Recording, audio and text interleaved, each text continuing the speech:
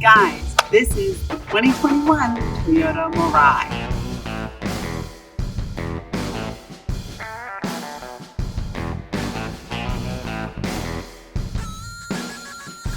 So this is the limited trim, which has an MSRP of about $67,000. But when you add on the government's incentives, which are usually around $8,000, and the incentives from the state of California, which can be close to $4,500, well, you get a lot off that sticker. In addition, the Mirai comes with 3 years, $15,000 of free hydrogen, which is a fantastic deal. Refilling the fuel cell vehicle is pretty simple. There are 3 hydrogen tanks in here that take about 5 minutes to refill. It's sort of like filling up a propane tank, right? You're going to hear a little bit of suction, but it's quite safe, and the tanks themselves are wrapped in titanium just in case of impact. So unlike other Toyotas that I've driven, I don't have a lot of complaints here in the driver's seat. Of course, I hate the sound system, the infotainment. It makes me crazy. The sound itself sounds great. There, in the limited trim, there's a JBL system that sounds wonderful. But in general, the infotainment interface is annoying. However, the way that the cockpit is laid out works really, really well. The way the controls on the steering wheel are fantastic. I even dug the way that the shifter worked. There are different drive modes, which is fantastic. We've got heated and ventilated front seats in the limited trim, as well as a heads-up display, which is really great. However, for the extra money, the limited trim really isn't giving you much. The one thing I really, really liked in this vehicle that does come in the limited trim is the automatic braking in forward and reverse. That is fantastic.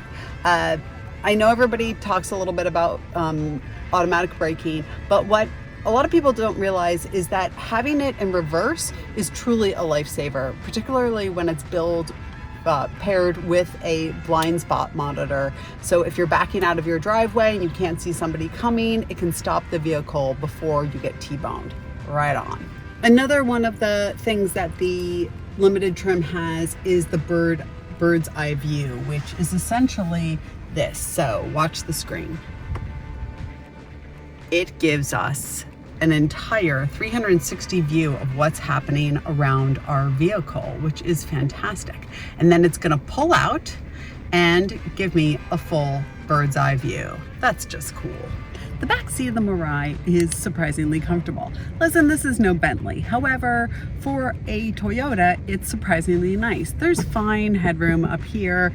The legroom is adequate, but where it really excels is this armrest. So there's really only room for 2 passengers back here because the battery system's here in the center. But it's got this enormous armrest with lots of storage, and then it's got this beautiful touch screen that allows your passengers to control their climate. Plus, there are fast chargers right here, so everybody has what they need, and even little cup holders, which is nice. In fact, my daughter insisted on riding on the back seat the whole time. She felt like she was in a limo. Overall, the 2021 Mirai is a really interesting vehicle for you if you, number 1, live in California, number 2, live near a hydrogen station, number 3, are looking for a luxury vehicle that's unlike the rest, and also if you qualify for the tax incentives. If that is you, then this car is a really, really interesting option. I'd be sure to take a look. But if you do, make sure you look at both trims and really evaluate whether or not you need everything that's in the limited trim, because it is a lot more money than the base model. Now, I know a lot of you are freaked out by this. How do you refill a fuel cell vehicle? Well, I talked to my friend Keith Malone of the California Fuel Cell Partnership to get a little bit more information. Hey guys, so I was curious about all this hydrogen business. So I brought in a friend of mine. We just realized we've known each other for possibly 8 years now, Keith Malone. And Keith, what is your title exactly? So I am, well, it depends on the day and the time and who I'm talking to, but generally speaking, I like to say I lead public affairs at the California Fuel Cell Partnership. Fantastic. So Keith has been a hydrogen advocate, evangelist, and supporter here in California and in Southern California in particular for a long time. And you've watched this whole system evolve, right? I mean, Oh, yeah. Things have changed. Tell me about that. So when I joined the partnership 9 years ago, it was before the commercial market launched, at least for passenger vehicles. Right. And so I was actually driving at one point demonstration cars from the automakers and using demonstration stations where instead of a credit card, you were inputting numbers.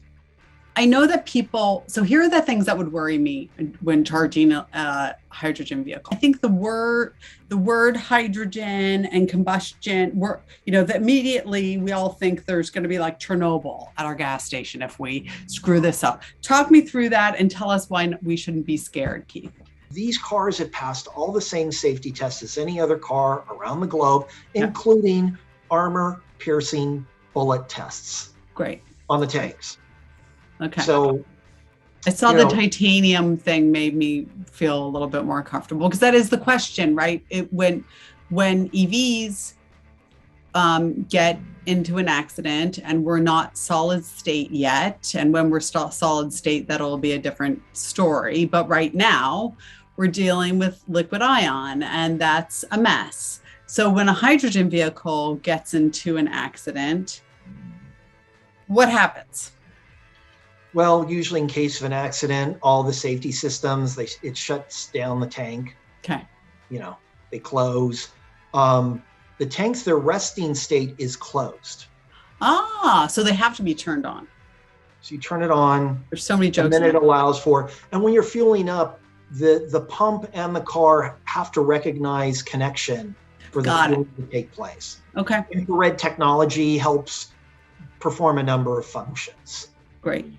If there were an accident and you had hydrogen escape, remember that hydrogen is 14 times lighter than air. Okay. So it's going to go. So that's why when you see gas stations and how they're developed for hydrogen and whatnot, it's always meant to give hydrogen a path to escape easily. You don't feel that the messages they're not getting. What are we not getting about these things?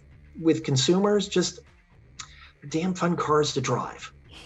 And you have to kind of, as you look at these cars, figure out what you need and what you want, and ask good questions. And there are a lot of people out there that are willing to talk with you about it. All right, Keith, thank you so much for your time. I really appreciate it. No problem. I had a great time.